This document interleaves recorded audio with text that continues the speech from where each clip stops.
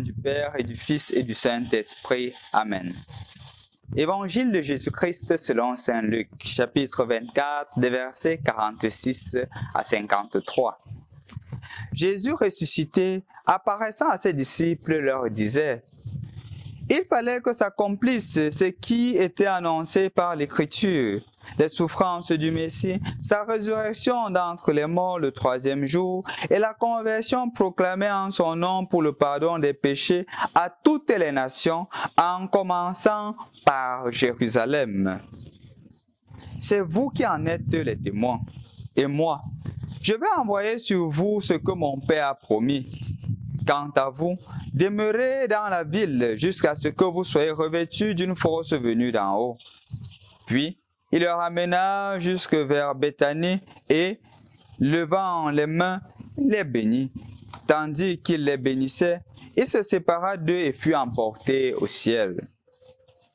Ils se prosternèrent devant lui, puis ils retournèrent à Jérusalem remplis de joie. Ils étaient sans cesse dans le temple à bénir Dieu.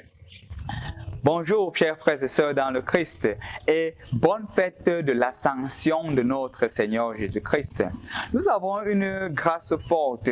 Aujourd'hui au Cameroun, c'est un jour férié, un jour où l'État a décidé que chaque chrétien ne travaille pas, mais il consacre ce jour au Seigneur.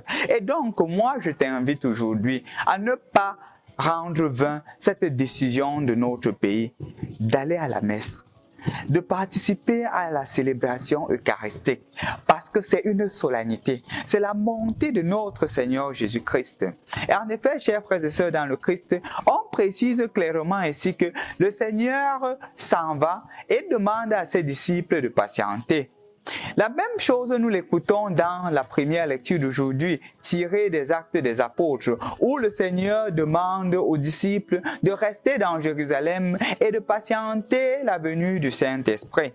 Et ce qui me marque davantage, c'est comment est-ce que l'évangile d'aujourd'hui se conclut.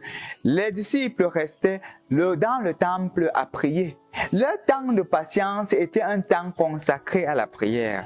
Donc mon frère, ma soeur, je voudrais t'inviter aujourd'hui aussi à approfondir et à méditer le sens de la patience en rapport avec l'ascension. Jésus s'en va, mais il dit que pendant le temps de mon absence, je te demande de patienter. Reste là et tu patientes. Est-ce que nous patientons? Est-ce que nous sommes des personnes qui patientons? Est-ce que nous avons suffisamment la force de patienter? On peut le regarder dans plusieurs choses. Quand j'attends un enfant, quand je demande au Seigneur la grâce de l'enfantement, est-ce que je suis suffisamment patient ou je suis suffisamment patiente? Est-ce que quand je demande un boulot, je cherche un boulot, je demande cette grâce au Seigneur d'avoir un boulot, est-ce que je suis suffisamment patient? Quand j'adresse une prière au Seigneur, est-ce que je suis suffisamment patient? Ceci, c'est dans ma relation avec Dieu.